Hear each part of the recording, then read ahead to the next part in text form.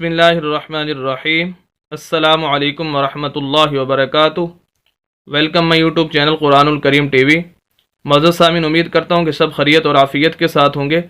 الحمدللہ تختی نمبر 9 اس کا پارٹ 15 15واں سبق شروع کرنے جا رہے ہیں، جس کے اندر ہم زبر زیر پیش، دو زبر دو زیر دو پیش، حروف مدہ اور لین اور لفظ کے آخر میں وقف کرنے کا طریقہ آپ حضرات کے سامنے ذکر کریں گے۔ ہمارا مقصد آپ کو چند حروف یا الفاظ بتانا ہی نہیں ہوتا اس ویڈیو کے اندر، بلکہ اس سے نکلنے والے جو اصول و ضوابط اور قوانین ہیں وہ آپ حضرات کے سامنے ذکر کرنا مقصود ہوتا ہے، تاکہ آپ ان اصول و ضوابط کو مد نظر رکھ کر قرآن مجید کی صحیح طریقے سے تلاوت کر سکیں۔ تو آئیے آج کا سبق شروع کرتے ہیں۔ اعوذ باللہ من الشیطان الرجیم، بسم اللہ الرحمن الرحیم۔ کاف زیر کی، تا کھڑی زبر تا، کتا، با دو زبر بن، کتابن۔ یہاں پر دیکھیں زبر زیر پیش والے لفظ کو لمبا بھی نہیں کرنا ہوتا، جھٹکا دے کے بھی نہیں پڑھنا ہوتا، اور مجہول بھی نہیں پڑھنا ہوتا۔ تین باتیں تو زبر زیر پیش کے بارے میں یاد رکھنی ہے۔ دوسری بات، یہ کھڑی زبر ہے، کھڑی زبر، کھڑی زیر اور الٹا پیش جس حرف کے اوپر بھی آ جائیں گے، جس لفظ کے اوپر بھی یہ آ جائیں، اس لفظ کو لمبا کر کے پڑھنا ہے۔ اور آخر میں اب دو زبر اور یہ تنوین اس کو بولتے ہیں، اس پر غنہ کرنا ہے۔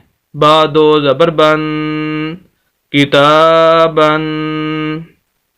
آخر میں اگر وقف کرنا چاہیں تو اس کا طریقہ یہ ہے کہ جہاں دو زبر اور آگے الف آ جائے تو اس پر ایک زبر اور الف پڑھا جاتا ہے۔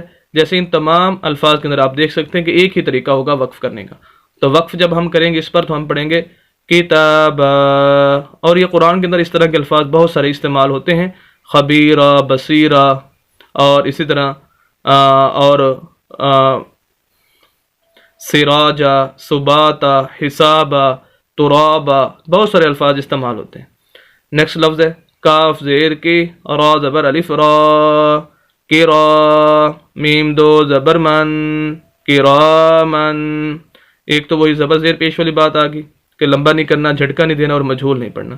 دوسری بات دیکھیں، را کے آگے الف ہے، اسے الف مدہ بولتے ہیں۔ ایسا الف جس کے پچھلے لفظ کے اوپر زبر آ جائے اسے الف مدہ بولا جاتا ہے، اور ایسے لفظ کو جس کے آگے الف آ جائے اس کو لمبا کیا جاتا ہے۔